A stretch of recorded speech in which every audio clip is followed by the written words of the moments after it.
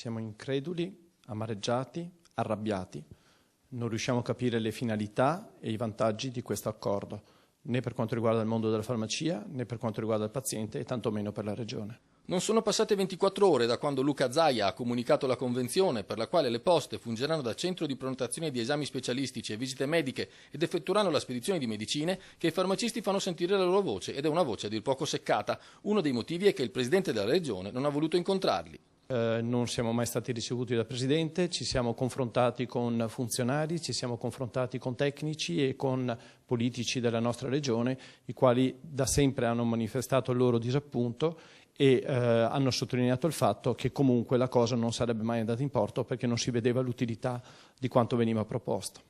I farmacisti si chiedono se gli uffici postali siano attrezzati per consigliare i pazienti su questa o quella medicina, per ricevere le prenotazioni, per conservare adeguatamente e poi consegnare le medicine, se saranno disponibili ad aprire capillarmente tutti i giorni dell'anno come fanno le farmacie. L'indifferenza della Regione li ha decisamente contrariati e ora minacciano azioni clamorose. Se non verremo ricevuti in tempi brevissimi, le farmacie sospenderanno quelli che sono i servizi che stanno erogando attraverso le proprie attività. Addirittura, se io potessi dal punto di vista normativo, cosa che non posso purtroppo fare, addirittura proporremo la chiusura delle farmacie, ma questo non lo faremo.